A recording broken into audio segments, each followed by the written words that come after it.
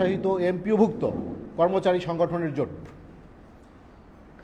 2019 সাল থেকে এই বাংলাদেশ সরকারি কর্মচারী দাবি আদায় ঐক্য পরিষদ নবম পে স্কেল বাস্তবায়নের জন্য কাজ করে যাচ্ছে। এই দীর্ঘ 8 বছর আমরা 7 দফা দাবিতে বিভিন্ন সময়ে আন্দোলন সংগ্রাম করেছি, কিন্তু আমরা এখনো কাঙ্ক্ষিত সফলতার মুখ দেখতে পাইনি। সর্বশেষ আমরা গত 6 ফেব্রুয়ারি 2026 তারিখ কেন্দ্রীয় শহীদ মিনার থেকে যমুনা অভিমুখে একটি ভুখা মিছিল করেছিলাম।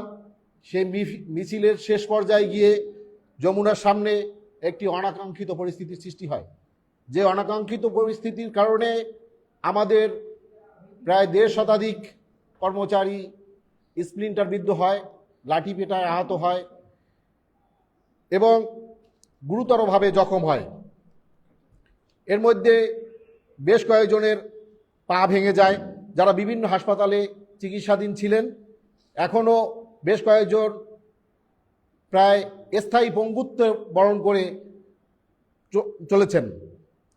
আমরা এই সকল যারা আহত হয়েছেন তাদের প্রতি গভীর সমবেদনা জানাই এবং এখনও আমাদের সংগঠনের পক্ষ থেকে এই যে অনাকাঙ্ক্ষিত ঘটনা হয়েছে তার সুষ্ঠু তদন্তের মাধ্যমে দোষীদের বিচারের দাবি জানাই।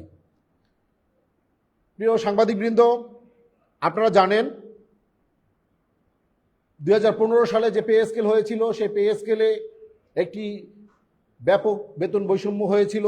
সেই বৈষম্যের কারণে আমরা বেতন বৈষম্য দূরীকরণ, টাইম স্কেল সিলেকশন গ্রেড রহিত করা হয়েছিল, সেই টাইম স্কেল সিলেকশন গ্রেড পুনর্বহাল এবং বাজার মূল্যের ঊর্ধ্বগতি বিবেচনায় কর্মচারীদের অবর্ণনীয় দুঃখ দুর্দশা নিরসনের লক্ষ্যে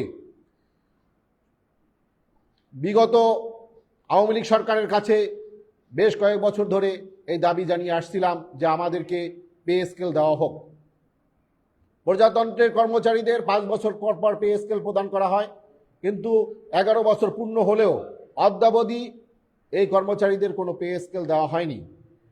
প্রতি বছর কর্মচারীদের যে বার্ষিক 5% ইনক্রিমেন্ট দেওয়া হয়, সেটা বর্তমান মূল্যস্ফীতির সাথে কোনো কর্মী সামঞ্জস্যপূর্ণ নয়। একটি গণতান্ত্রিক ধারায় নিয়ে আসার কারণে আমরা সুষ্ঠুভাবে নির্বাচনে অংশগ্রহণ করার জন্য সকল কর্মচারীদেরকে বাংলাদেশ সরকারি কর্মচারী দাবি আদায় ঐক্য পরিষদের পক্ষ থেকে আহ্বান জানিয়েছিলাম এবং আমরা অপেক্ষা করেছিলাম যে বর্তমান যে সরকার, এই বিএনপি সরকার, তাদের নির্বাচনী ইস্তেহারে বলেছে যে যথাসময়ে কর্মচারীদের পে স্কেল বাস্তবায়ন করা হবে।